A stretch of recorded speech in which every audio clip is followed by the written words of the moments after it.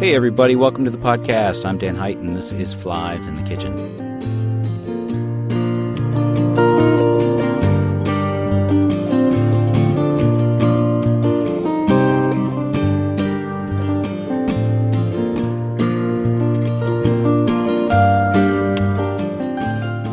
I am really excited to share this conversation with you today. I sat down with Phillip Fox in his basement/rehearsal space, surrounded by road gear and boxes, and we talked about a lot of things.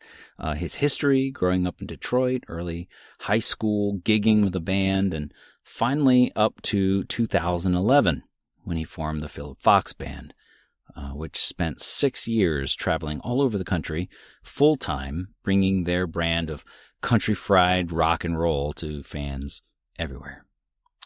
Here they are performing You Are the Girl, the first track from their Heartland album. There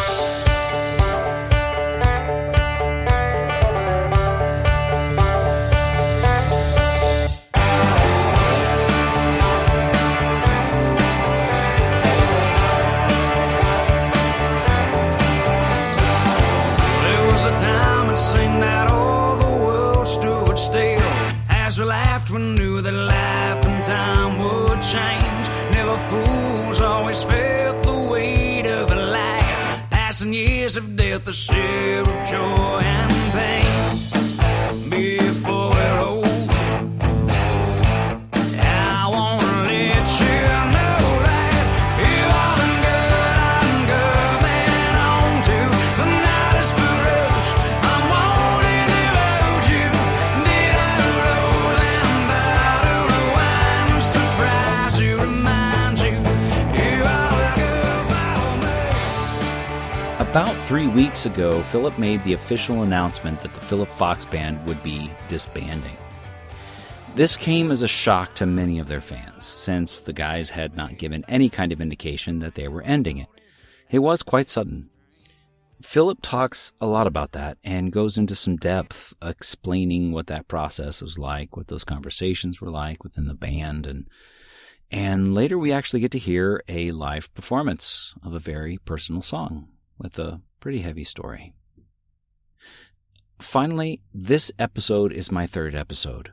If you're listening for the first time, I encourage you to check out episodes 1 and 2 sometime.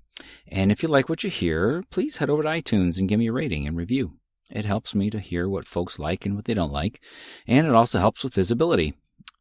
This is totally a one-man operation, and so currently I'm putting out about a new episode once a month. So that's how it is right now, but, you know, if the interest is there, I might be able to up that number at some point. Okay, let's get right to it, my conversation with Phillip Fox.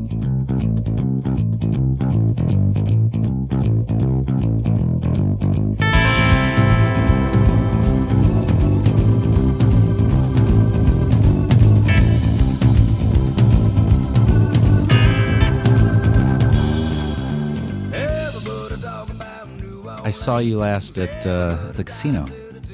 Yeah. And that was y'all's.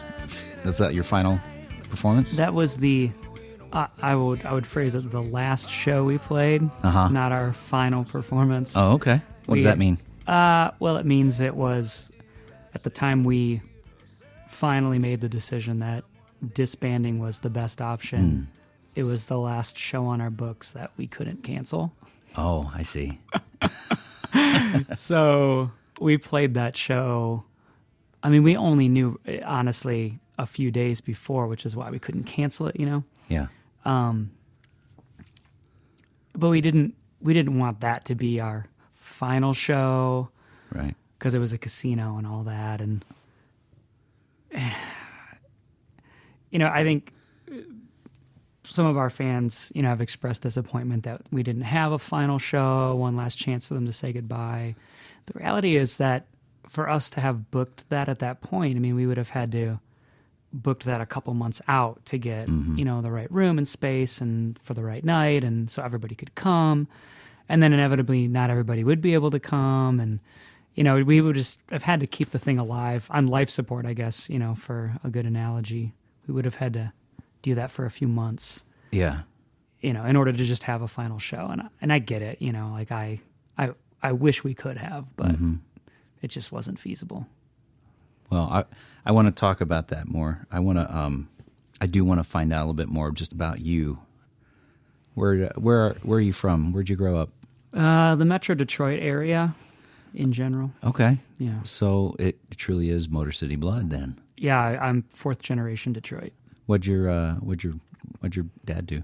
So my dad was an auto worker. Yeah. And then when they closed the plants, he started selling the machinery that auto manufacturers use, like CNC milling machines, those sorts of things.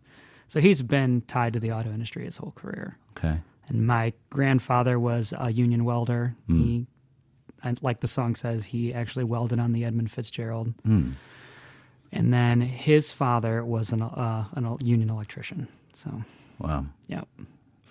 What about your mom? Well, she went to art school in her younger years, and then she had 5 kids. So, Nice. The classic. So you have 4 siblings. I do, all younger. Oh, you're the oldest. Yes. And so is that where the music began for you then in Detroit? So my folks moved us further outside the city when I was 12. They literally out to the country, a little town called Ida, Michigan. Oh, okay. I remember coming home from school before we moved and watching my neighbor's house get raided by the SWAT. Oh. Like I was playing in there 2 days prior, and now the SWAT was literally kicking in the door as I was coming home from school. Jeez. There was another drug den around the corner, and the neighborhood was it was getting pretty rough. Yeah. And so they moved us out to the country, and it was out there, in sort of that isolation that the neighbors, our neighbors were, the husband was a truck driver named Harry Ball. Are you kidding? I'm not kidding.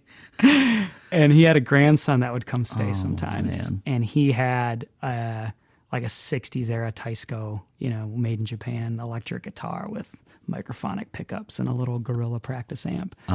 And we would sit out there and play Metallica and Sabbath and that sort of stuff. So that's how I learned to play guitar, and that's where I started discovering music as an outlet for me.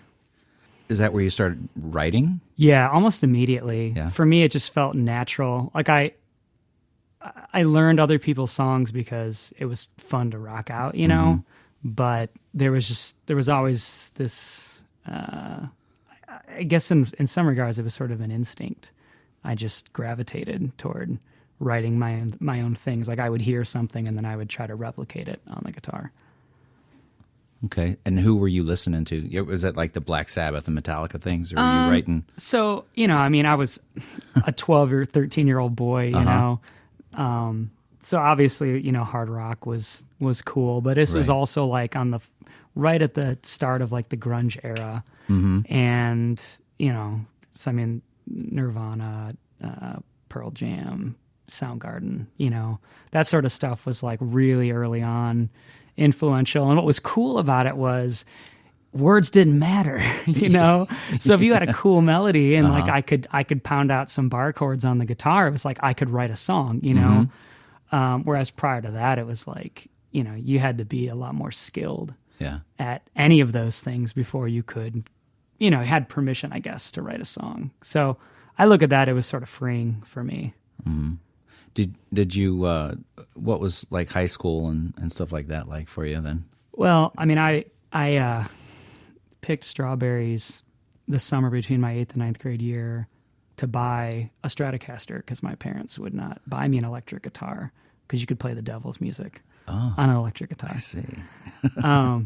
And it was that year in school, some friends like wanted to start a band, and there was like 8 of us, and I was the only one who remotely wrote anything. Not that it was good, but I was the only one writing anything. So it's like really quickly evolved into, well, here's some of my songs, let's work on my songs, and we would do some covers and stuff like that. But I mean, by the end of high school, I was gigging 3 nights a week, and Like I only took half-day classes in my senior year. So this was kind of an early on decision that this is something you wanted to... Oh, I never saw myself as a child as anything other than a musician. Huh. I just always knew that that's what I had to offer. Not that I didn't get sidetracked along the way, but... Any of your brothers or sisters musical? My sister Claire sings. Yeah? I mean, not professionally or anything like that, but she has a nice voice. Other than that, no. Yeah. And my parents, not really either. I mean, I think my mom played accordion for a couple of years when she was a kid, but that's it. Yeah. What do they think about your music now? What do they think about? Yeah, I mean, they're generally supportive. Yeah. You know, when my parents found out that we were disbanding, you know, they immediately came down that weekend and spent the night and hung out, and you know. Like, I think they understand that how big of a deal that was. I mean, my dad's been an entrepreneur his whole life, so he gets the whole, like, just even from a business standpoint, like having a venture where you're like, look, it's done, you know? Yeah. Like that part. But then also, you know, I think they understand that music is my gifting, my calling, and, you know, to take a blow like that, and they just wanted to make sure we were okay. So I thought that was really sweet. Yeah. Well, that's nice. So after graduation, I mean, did you just go on the road, or did you look at college, or what was your decision making like that? Oh man, that was a really tumultuous time. Yeah. Within a year of graduating, I quit the band that I had been in all throughout high school. I did a stint like writing, producing, and recording a female vocalist in the Toledo area, and that's actually where Jonathan and I first met. She brought him in to do some cello tracks, and I was just like, who is this monster on the cello? Like, he was just shredding. You know, like he was like 16. Huh. And so he and I really hit it off, and he got a full ride scholarship for cello to Bowling Green, so he immediately went to college. And, you know, that year post high school, there was more stuff than is, you know, worth going into, but a lot of personal things going on. And I just quit music entirely. It just needed to happen. A lot of the things that I had to deal with in my life, you know, music was not helping me deal with those things. It was only exacerbating the problems. So, really, say more about that. I mean, feel free to not go into details, but just the idea of music making things worse. It's an environment that I think it's sort of like a magnifying glass. You know, what you are at the core of who you are as a person just gets magnified in the music industry. Not that artists you see on stage are even that. I mean, a lot of stuff is manufactured and it's not even that real person. But I mean, in terms of what happens off the stage and your lifestyle choices and, you know, you're sort of running on empty most of the time, and you're in unfamiliar places most of the time, and you're in situations where it's, you know, it's really easy to make bad choices. And, you know, and I was a 19-year-old kid, and I'd been playing in bars since I was like 15 or whatever. And, you know, I had a lot of growing up to do, and the music industry is designed to keep people young and immature and in a lot of ways kind of stupid to the realities of what's going on, because then the suits get to make all the money, right? Because the artists don't have any idea what's going on. So it's the short of it. You know, it sounds like that's kind of a theme, like a kind of a long-running theme for you in a sense. I mean, you were able to escape all of that for Phillip Fox Band because you were able to independently produce your albums. You're able to go out on the road. You didn't have somebody to pay back. You were able to really do all that independently. I saw something that you wrote on somebody's. Somebody had posted something on Facebook about how hard it is to get paid. And you said, it's nearly impossible to bring into the light what's actually happening to our craft. There's been a massive devaluation. There's been everybody talks about digital recording has allowed for an overabundance of music, and in some senses that's true, but we've also, I can't speak as intimately about other industries, but I know that it hasn't had the same effect on book publishing, and it certainly hasn't had the same effect on television or video. I think those industries made different choices along the split into digital that the music industry didn't make, in terms of, trying to crack down and to fight things. It's also, music is so easily broken up into 3.5-minute bites and shuffled on an iPod. I mean, it's just, the technology is sort of, catered to that format, to make it where it's, you can people just chew it up and chew it up and chew it up and chew it up, and without really any tie to the artist, the writer, any of the things that used to make music special and experiential. I hear you when you say there's a devaluation, and I think it seems like it goes more beyond the like the monetary devaluation, but just the intrinsic value of the craft of songwriting and what that means. Yeah, and I think some of that comes to the format. It's like, if someone sits down and says, I want to write a novel, and then they lay out some of their favorite novels, and you look at a 150-page book, and it's a little daunting to start writing a 150-page book. Or all you have to do is buy a couple GoPros and realize you're not going to recreate your favorite television show or your favorite movie, without really expensive gear and some deep insight into how to go about that. But with music, people are like, oh, this only lasts for 2.5 minutes, and I can use 2 chords, and all of the instruments are in GarageBand, right, and they actually sound pretty good, and they sound pretty similar to what's on this recording. It's like, hey, I can do this. And part of the magic of a great song is that it seems effortless. It's like, it's one of those things that you're like, if I had known to say that, I would have said it, but I didn't. Someone else wrote it. And that's like, those lines that kind of hit you right in the heart are sometimes like the most, they're so poignant because they're so obvious and they're so close to home. And so I think, in some ways there's just this idea that music is so easy to do, even though making great music at a very high level is very difficult to do and requires enormous hours of practice and training. And the crazy thing is, though, is that most people can't hear the difference, and I've never felt more disenfranchised from culture, specifically music culture, than I do now, just because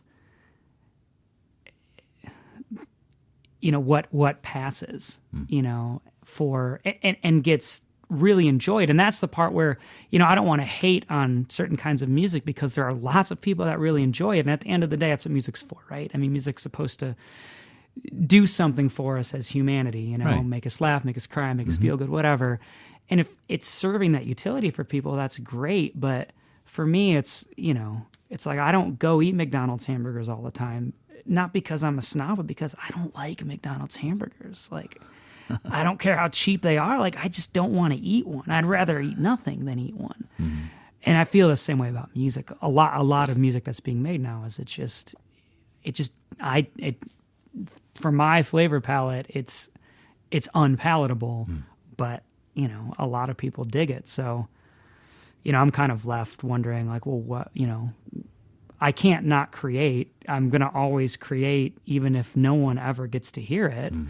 But it would sure be nice if somebody got to hear it, So after that tumultuous time when you kind of gave up on music, what brought you back? It was kind of what I was just saying. It's that gifting has always been undeniable. It's that creative force within me.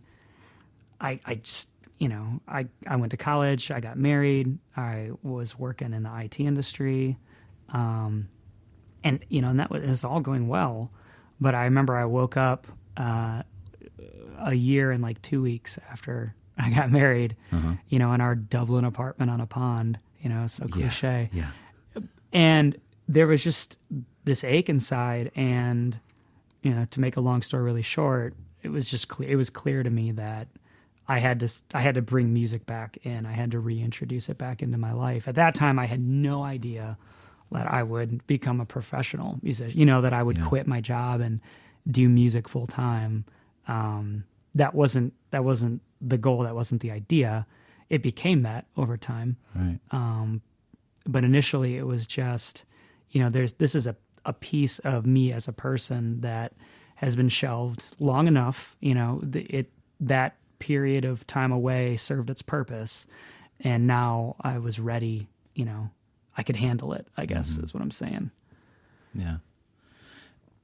And were you doing more band things, or were you doing solo things? Oh, I did. Yeah, I did a lot of years of solo stuff. Yeah. I mean, it was honestly, take 4 or 5 years away, you lose everything. So I had to relearn. I mean, I could play chords, but in terms of, just from a skill standpoint, of playing and singing well and singing in tune and developing a voice and, all of those sorts of things. Like, it just took a lot of time, a few records, awful records, a lot of, I did some touring, some shows, some house concerts, all that kind of stuff. And there just came a point where it was like, look, the music that I'm writing needs a full band.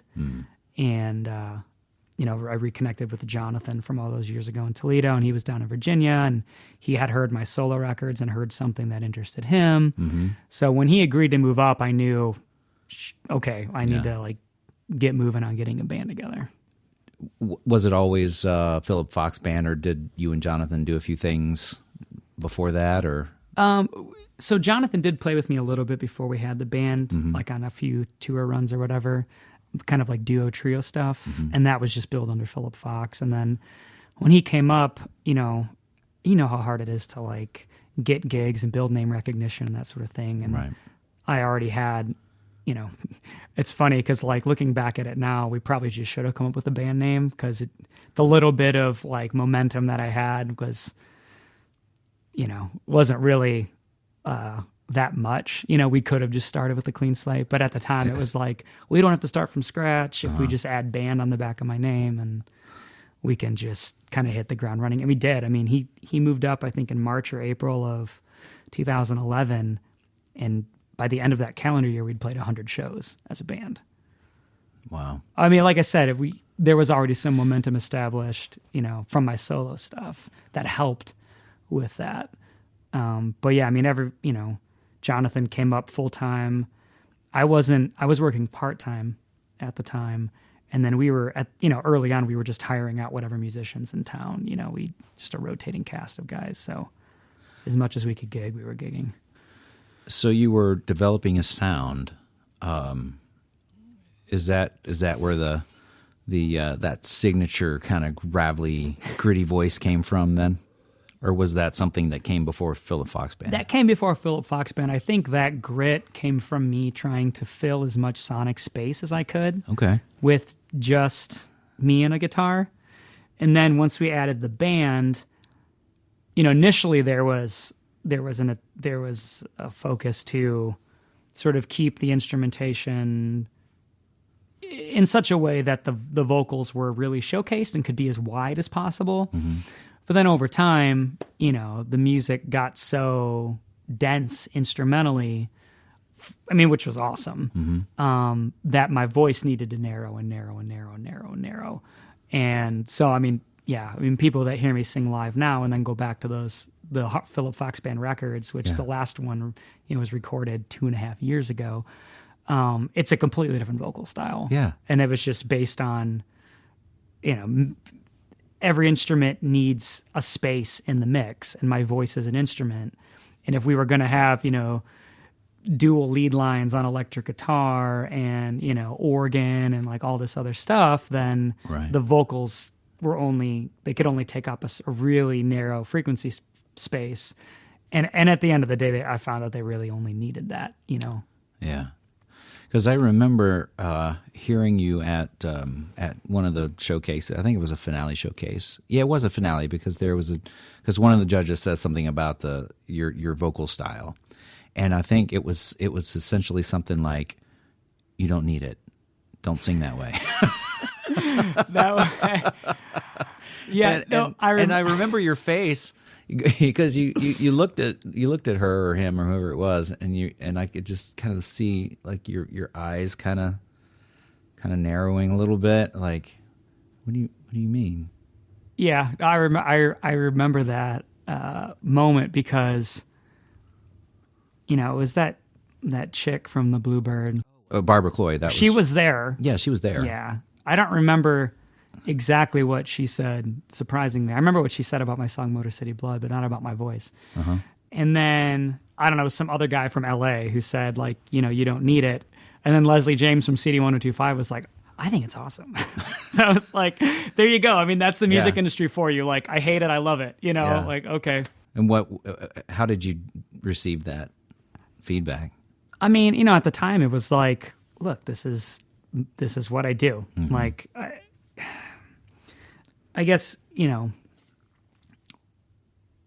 I've taken the approach over the years and there's pros and cons to this, that, I make music that I like to make, and it's never going to be for everybody. I mean, there are so few artists that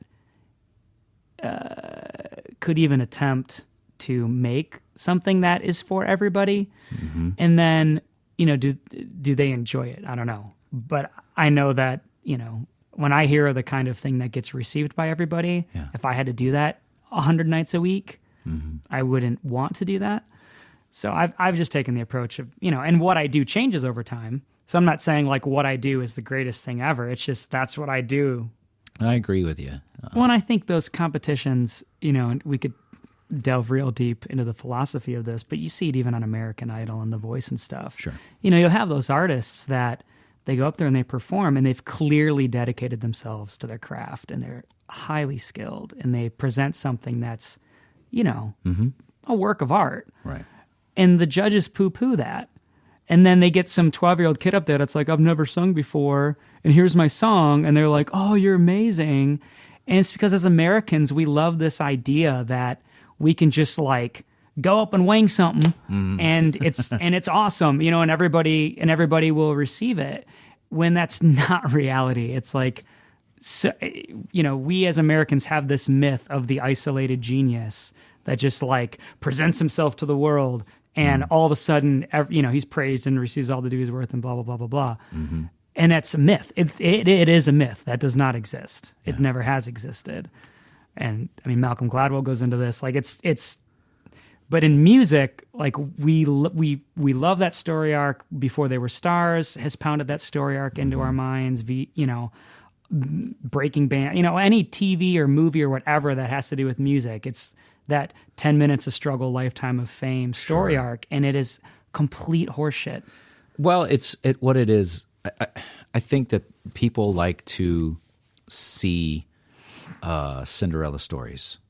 What's her name? The British woman, sure, who sang the Les Miserables song and just became incredibly famous. And she was nobody before then, and so people really connected with her because she wasn't a starlet and she wasn't this beautiful young 20-something-year-old, and so people could relate. And people looked at her life and they thought, well, gosh, I mean, that's if she could do it, sure, and it.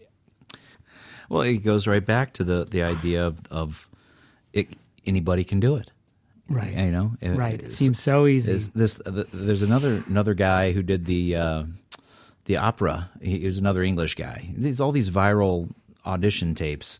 He was like a mobile phone salesman, and he just, I just like to sing, and he sang and he became famous. And people look at stories like that and they think that there's a possibility.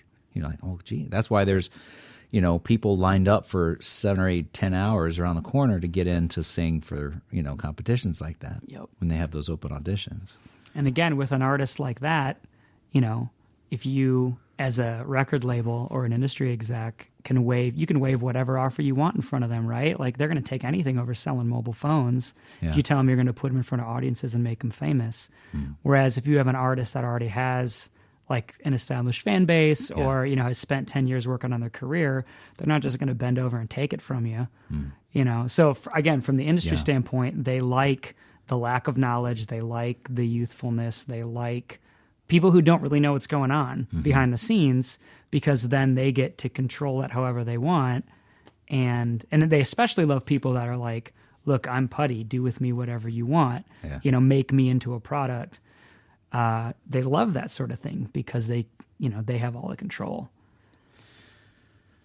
So now you're heading back into kind of the solo realm. Man, I don't know what I'm heading into. Really? No, I don't know what's next. I mean, I've always written. Yeah. Even when I had the band, I've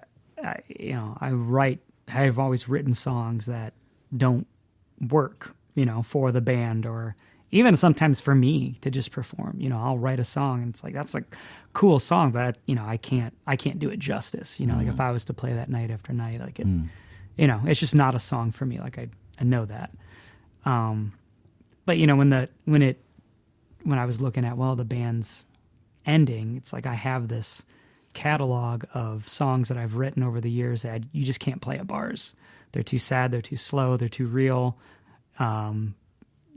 It just they wouldn't work in that audience, and they certainly wouldn't have worked with the sound that the band had.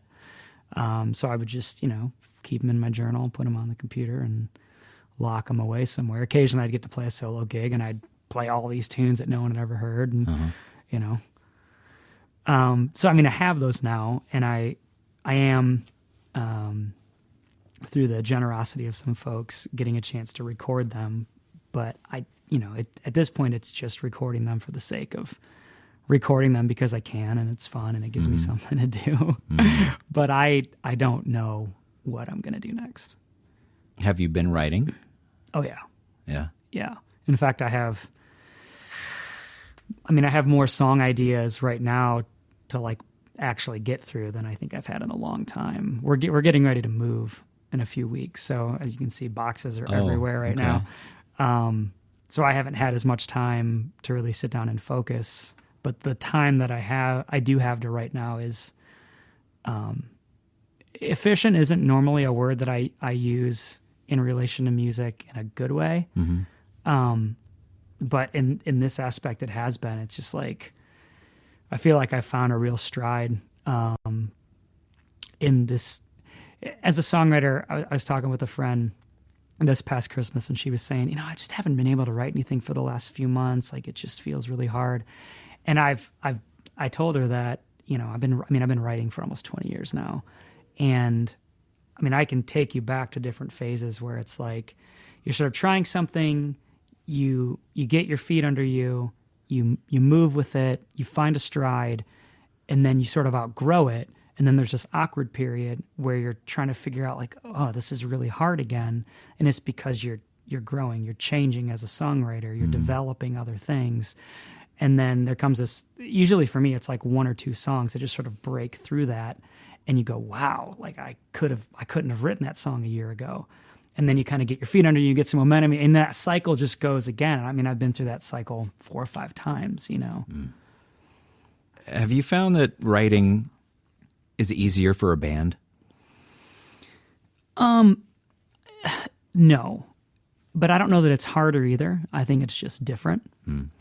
What was a really invaluable experience with Phillip Fox Band, when we started, it was really just Jonathan and I as the anchors of the band, and everybody else was a rotating cast. And then as we got established members, we were still in the mode of, well, Phillip writes the songs, and then he brings the songs to the band, and then we make them our own. But and in some cases we change the song significantly. In other cases, they're pretty true to the way they are written. After we got through Heartland and we started looking at what's the next batch of material, we made a real concerted effort to write as a band. which was really difficult at first. One, because we as a unit had never done that before, and also because there were some interpersonal, we'll call it creative differences between a couple of the members. But in 2016, Jonathan, David, and I sat down and we said, look, like, if we're going to do anything, we have to make another record. So we need to make this like a regular thing. So every week we got together and we would write for a few hours. And after spending so much time, I mean, by that point we had played, over 500 shows together, the three of us. After spending so much time on stage together, we each sort of had established roles musically, and we knew what each other's strengths and weaknesses were. And so when we came into the writing room, I mean, there was some adjusting and sort of, figuring things out, but it felt really natural for me, that each person sort of fell into their role, and so we'd start working on a song, and Jonathan and David they'd start diving real deep into, chord forms and progressions and, where do we want to shift this or add that? I mean, they'd just go way deep into it, and they're both way more trained than I am. And while they're doing that simultaneously, I'm stepping back and I'm just thinking melody. And, we'd come, I mean, it's like, this is all happening in the room at the same time, but they would, they'd agree on something and I'd have an idea and we'd sit down and we'd start working through it. And we were just able to get through songs really quickly that way, and also come up with something that nobody in that room could have written individually. It really felt like the magic that you hear on like some of the Eagles records or like Fleetwood Mac, where, most of the people on those recordings were gifted artists in themselves and have gone on to prove that, but it's not the same thing that happened on those records where you had the stew, of the different inspirations and what the different artists are bringing. So, that is one of the saddest things for me of the fact that the band is disbanding is like, I mean, we basically have a record that we've written that I don't know what'll ever, because it's not like I could just go record those songs, because they were built on 3-part harmonies and they were built on the the instrumental arrangements. Like some of these things we were writing, it's like, this is the hook of the song. It's just very different than if I were to go and like try to record some of those tunes. So do you feel like you kind of had an identity as Phillip Fox, the Phillip Fox band, Phillip Fox, and now moving into whatever's coming next, into this solo artist, maybe solo recording, maybe solo performer?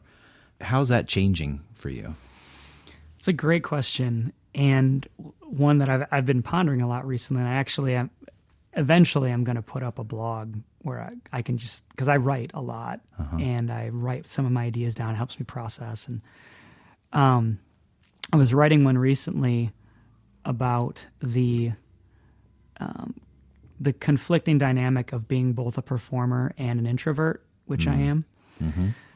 And in that, as I was writing, it became really clear, like, there's something about the music industry that sort of pushes you toward, actually, I got to back up. So me acknowledging the fact that I'm both a performer and an introvert, even though those things seem at odds, it's just, that's the complexity of human nature, right? Like, we're all that complex. We all have these parts of us that some work really well together and some are at odds with each other, and we're just these complex creatures, But there's something about the music industry, and I think about performers and just people in the public eye in general, that forces you to just be as singular as possible. You present one face at all times in every situation to everybody. I mean, and that's not reality. That's not, as human beings, like, we're all much more complex than that. And in this, and I kind of posit some ideas as to why that might be, but it is definitely a thing. We want our artists to be as singular as possible, and both from the industry standpoint because it's easier to sell, and both from a listener standpoint because we don't, if people don't follow every step an artist makes, right? So they sort of dip in and out of an artist's journey, and they want to see the same thing all the time, and when they don't, they get confused. Mm-hmm. And there's a few artists that have been able to pull that, like David Bowie or like Neil Young or whatever. They've been able to pull off that reinventing themselves as like that's their thing. Mm-hmm. But for most artists, it's the minute they divert, they lose most. That even happened to Dylan. Like he picked up an electric guitar and half his fan base lost their mind. Yeah, right. So I think there's just something about that. To answer your question directly, going from the Phillip Fox band over 6 years, right? A lot of those complexities in terms of what was presented on stage and what was presented in the songs, those kind of fell off because it was just, this natural force to be more and more singular. Now, as I think about, the songs that I have, and to be honest, I haven't spent much time thinking about like what do I want to quote unquote present myself as a solo artist. Mm-hmm. But it is kind of freeing to know that, well, I have all these songs that, they're not all the same. And is it possible to present these to an audience under the same, artist umbrella? Like, I hope so. I think that would be fun at this point. Well, I want to hear something from you. Okay. What would you like to play? Do you have something new, or do you have something that you're working on, or? Yeah, I have all kinds of stuff. I do want to ask you about that song I heard you. Yeah, let's talk about that. I think that was a second round of. So, for people who don't know, this finale I keep talking about is at the end of the year, folks that have participated in a songwriter showcase for the Columbus Songwriters Association, the top placing individuals move on to this finale at the end of the year. Phillip, you were playing at the one, I think it was last year, wasn't it? Was it 2015? It might have been 15. Yeah. Because I didn't do last year. Because it was I think then they moved it to the beginning of 16, so it might have been like in January or February they had to move the finale, or like for whatever reason. But there were 2 rounds, and the first round I don't remember exactly which one you did, but the second round, when you were invited to play for a second round, you did this almost a cappella tune. What's it called? It's called Big Enough to Wither? Mm-hmm. Is that what it is? Yeah. And it was, what I remember about hearing that was that I had never heard you do that before. And that's a weird way to put it, but I know you from the Phillip Fox band. I saw you, play at Jay's Sports Lounge on the West Side. You know what I mean? And that was probably in your first couple years of playing, and that's all. And all I've known is this country fried rock and roll guy that is just, and the tenderness that was out of that song. And again, it was also without, I didn't hear any of the gravel. It was just your natural voice, which is beautiful, by the way. And the tenderness just really swept me away. And it was, like you said, it was just minimal guitar. The words have kind of escaped me over the last year, but the feeling that I remember about it has remained. Tell me about what that song is. Yeah. So, what you just described, the words being lost and the feeling remaining was really that's the point of this song. And I can't even say I wrote the song. The song was kind of a gift. It had that showcase had to have been January or February because New Year's Day of 2016, my brother and his wife lost one of their twins, and my wife miscarried one of our children the same day. Oh, jeez. Essentially the same day, within the same 24-hour period. Wow. And coming on the we were up in Michigan visiting family for the holidays, and my brother David and I, who it was that brother that lost one of his twin girls. We had gone urban exploring in Detroit, and I was just sort of overcome by the devastation, the emptiness, and then to have this happen, immediately afterwards when we came back, I felt like a human version of those buildings that we had gone through. I was just empty, just barren. I felt barren. And I remember sitting just upstairs on that couch, and I couldn't put words to what I was feeling. And I sat down, I just held my guitar, and this song came out like in 5 minutes. It was just a gift. And so in a lot of ways, it's not a song I fully understand. I there's lines in there still that I unpack, and the I guess the fullness of what they mean, or a deeper meaning comes to me through them. But by and large, it's the feeling of the song and the healing that I got in that moment in writing it.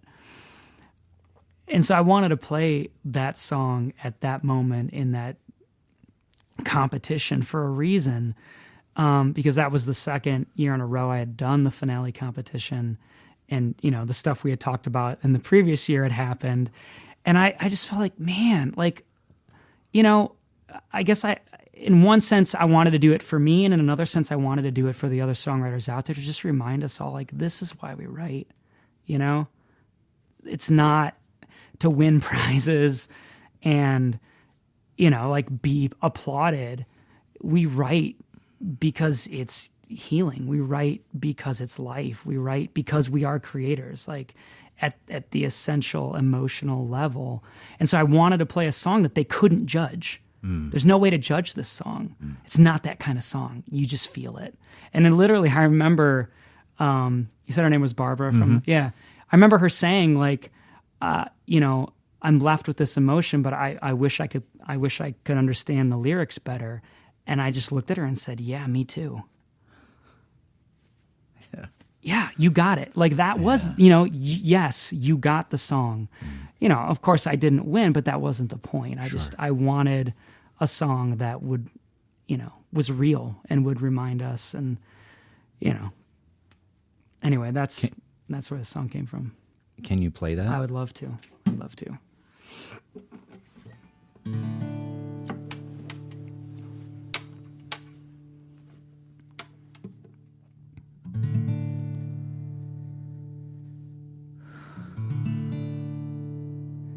Misery loves company. I could use a little too. Close is good enough for hand grenades. It was good enough for you.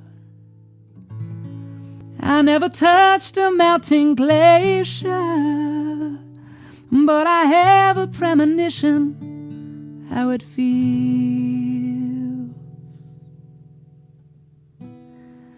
to be big enough to wither, to be small enough to heal. Well, there's a time for us to harvest the chariot of fire, and what occupies the space between runs wild through my mind. I've seen a way to live forever, but at dusk it's hard to know if it's for real. While I'm big enough to wither, still small enough to heal. Well, there's a time for us to harvest and a chariot of fire. And what occupies the space between runs wild through my mind.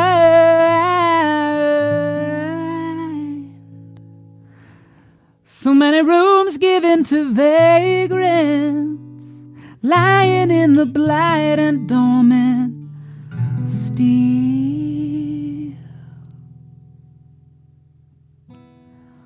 Is a man big enough to wither?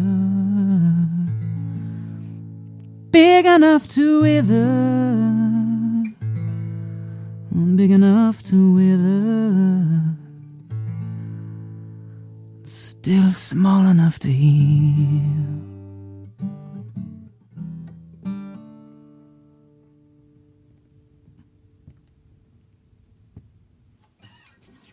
Wow.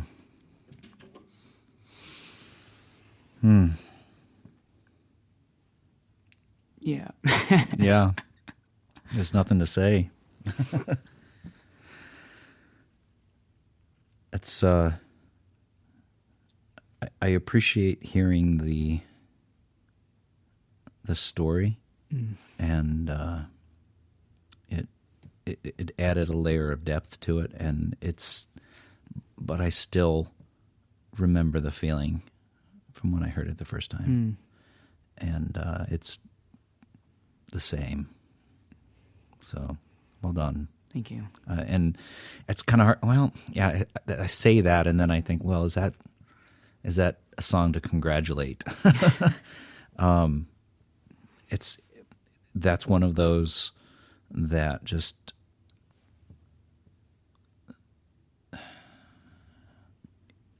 yeah, like you said, it was a gift. It wasn't something that you sat down and said, I'm going to write a song about this. Yeah. I got to play that song. I mean, obviously I can't play that song very many places. Mm-hmm. But Ron Freeman has a monthly house show at his place, which is so cool. I mean, I encourage any of your listeners, if they get a chance, try to find, because I think it's like by invite only or something like that. No, is it there's public? Anybody can come. It's there's a Facebook page about it. Oh, he does. Okay. Freeman House Concerts. Maybe he'll specify that.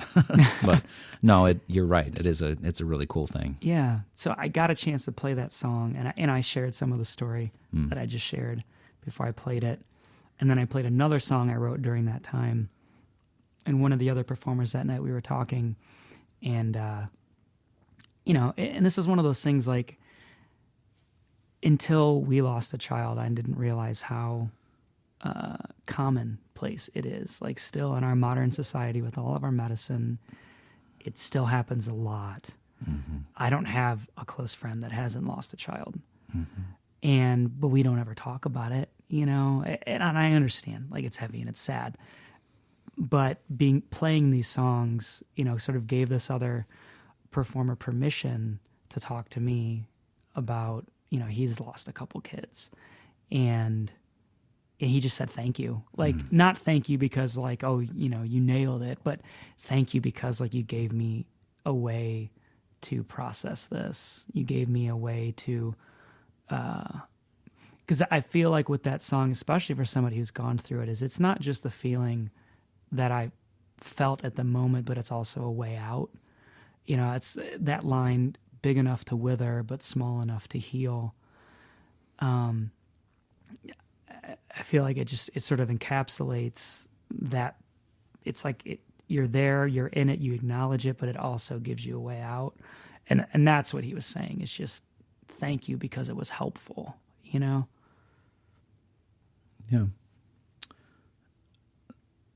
So you said in your farewell letter that you wrote to the fans, that's on your website. Yes. That you felt like you were moving toward wholeness. How's that going?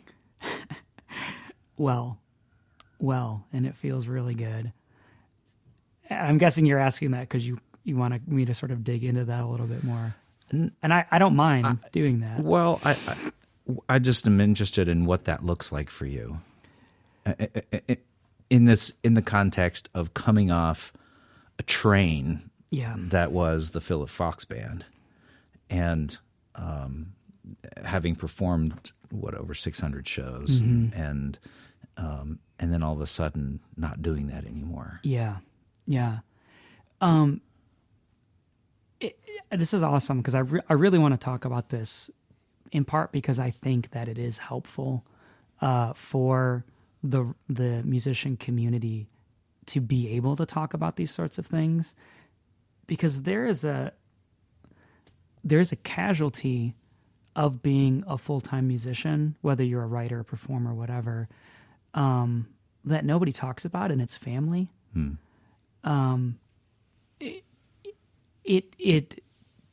I remember the moment that I you think in your mind, like when I started playing music, I understood, I like knew in my mind, like I literally said to myself, like, if this costs my wife, if this costs me my marriage, like it's not worth it. But you think that there's going to come a point where there's going to be a clear line and you're going to like get to make a decision whether you step over it or not. But it doesn't work that way, man. It's just like, you're booking shows 6 months in advance, and you're scheduling recording sessions that far in advance, and then you're doing interviews in between there, and then you're traveling and you're fixing gear and you're rehearsing, and it's just this hurricane. It just sucks you up into it. And some of that, that momentum is good, but at the same time, like, you don't realize what you're sacrificing at the time. And I remember I was backstage. McGuffey Lane asked me, they do their Zachariah's Red Ice reunion show every winter. And, they asked me to come sing a couple songs, and I was really honored to do that. And Jesse Henry was there that night, and Dylan Christian, and we were all hanging out backstage at one point. And Jesse and I just love that dude. At one point, when we first started the Phillip Fox Band, we played with every iteration of Jesse's bands, because at the time we had like 5 bands, and we'd played with all his bands. I've had a ton of respect for him as an artist, like ever since I met him. But we hadn't talked for a few years because I just hadn't been around. I'd been gone. And when he found out how much I'd been playing and how much traveling we'd been doing, literally his first question was, and it wasn't sarcastic, it was a real genuine question. He said, "And you're still married?" And I just realized at that moment, like, how like I had been hanging over that line. Like, I knew it. At that point I had knew it, but just in that moment it became like I just realized, like, this is like a real thing that we never talk about as musicians. And literally before I could say anything, Dylan, who's on my left, says, "Cost me my first marriage." Just matter of fact, like, yeah, that was the price. And so I bring it up to say, to do all of the things that Phillip Fox Band did in the time frame that we did it while being married, it took an enormous cost on our families. Enormous cost. And so that comment of moving toward wholeness is, again, that push, the music industry and sort of being a public figure, quote unquote, even in the small, minute states that we were, pushing you toward that singularity. It's like, there's no room for the complexity of being a part of a marriage. There's no room for the complexity of being a father. There's no room for those things. I was driving around a national country artist because a buddy of mine plays guitar for him. He came into town, they're on a bus, they don't have a car, whatever. So I was driving around, they were looking for some stuff, and he's like, we're talking and they're trying to shop, and his kid's calling him to like read him something he did at school that day. And I just remembered being on the road, and I just felt for this guy, because it was like, and I don't know anything about his personal life. But I know that wears on your family, it wears on your kids, and it was a huge cost. And it still hurts me to say, but I'll go publicly and say it, like, we were close. Like, I got real close to that line where it was like, look, I've given myself to this thing, and at the expense of my wife and my kids. And I just thank God that we were able to stop, Like there was a lot of things at play that had helped us in that. You know, I mean, thank God we didn't have a radio hit. Thank God that, you know, we didn't blow up in Europe or something. Right. Because I would have sacrificed that and not known that I did it until it was too late. It seems like it's hard enough when you're scheduling things 6 months in advance to just find a stopping point. Yeah. I mean, I have a hard time scheduling things 6 months in advance, and I'm not anything. I don't know if I'm going to be alive in 6 months, you know? So I can't, I mean, but for you and for Jonathan, who's also a new dad. Yeah. And for all the other guys, it's just, it's hard when that momentum is going.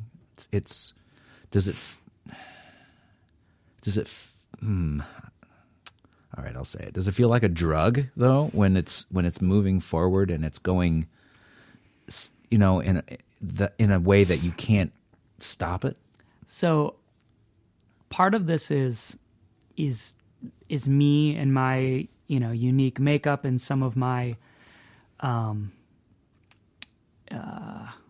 my own brokenness and the way that I approach life, and some of it is just the nature of the music industry in general. But there comes a point where so much is moving that it's that, you know, that drug aspect, that euphoria. I mean, you're numb. It's just, you're overloaded. And at the same time, it's never enough, you know, like there's always a bigger show to play. There's always a better song to write. There's always a, you know, bigger interview to land. There's always more money to make, you know. It really is that thing. It's elusive, you know. I mean, when we started, we thought, shoot, man, if someone had told me, like, you know, someday you're going to play Game 7 when the Cubs win the World Series right across the street from Wrigley Stadium to 2,000 people that are going to lose their minds, I would have been like, man, that'd be amazing. But when we got there, you know, it was a show, and we had some fun, but, you know, it wasn't the euphoria. It wasn't the drug. We were numb. We were exhausted. Yeah. We were beyond spent. Well, good on you for recognizing it for what it was. It had to have been a real emotional conversation for everyone. Multiple. I mean, so months of conversations. Right. You know, and, you know, that wasn't the only reason that because we looked at ways of, you know, how can we keep Phillip Fox Band together, but, you know, pace this in a way that is healthy and sustainable. And there are ways to do that, you know, I think. I don't think you know, what I'm saying about the way we did things is the only way to do it, and you either pay that price or you don't. Like, I guess there's still a part of me that believes that there is a way to balance it. You have to give up some things from a success, quote unquote, standpoint. You know, you have to let some opportunities pass. But I think there's a way to do it in a healthy way. And we talked about that. But, you know, it came down to, well, I mean, I go into a lot of it in the letter, but it just, you know, in order to do that, based on where we were with our families, based on the opportunities that other guys in the band had, based on, you know, just, you know, like at the end of the day, like Jonathan and I wanted to be musicians, and we didn't want to be anything else. And not everybody wants to do that. You know, a lot of guys are real happy with having a day job and playing music, you know, a few times a month, or going out and gigging on the weekend, and they're totally fine with that. You know, they feel fulfilled in that. You know, I don't. I've made, you know, throughout all of this, one of the big gifts I've been given is that, you know, for a year and a half, when I was processing, from the point that I realized what this was costing, which was October of 2015, to, you know, now, there were these questions of, well, do you even want to do this? You know, sure, I'm gifted in it. Sure, I've invested a ton of time into building a skill set, but do I want it? And over that year and a half, there's definitely been the staring it in the face and the making the decision as my wife and myself and for our family that I am a musician. I am a songwriter. That is what I have to offer the world. And I will continue to do that in a healthy, sustainable way, but also regardless of whether, I get financially rewarded for that or, in whatever ways that, society can reward, an artist. Like, regardless of whether those things happen, this is what I do. This is what I have to offer. And I am going to continue to devote the time that I have to devote to work. I'm going to devote that to music. Well, I can't wait to hear what happens next, whatever form it takes. Me too. Oh man, this has been great. I appreciate you. Yeah. Sitting and talking. Thank you for asking. And absolutely. Pouring your heart out and putting it right out here and talking about it. So, thanks. Yeah, thanks, Dan. Whisper softly, and don't forget me. Don't forget me when I'm gone. Say you love me, I so sweetly, overflowing with your love. When I hold you tight, say goodbye. I know my love for you is true. Will you wait for me across the sea? I will wait for you. That was a great talk. Phillip is such a decent guy. I was so happy to be able to talk to him. If you ever get a chance to hang out with Phillip, just to grab a coffee or lunch sometime, go do it. Talk to him, pick his brain. Just don't go to McDonald's. He doesn't like their hamburgers. I hope you enjoyed it. And if you had some questions about the ending of the Phillip Fox Band, I hope this answers some of them. Be sure and subscribe on Apple Podcasts, Stitcher, Google Play, or wherever you listen to your podcasts. Come say hi on Facebook, Twitter, and Instagram as well at FITK Pod. Hey, thanks again for listening, everybody. And let's go make some stories. When I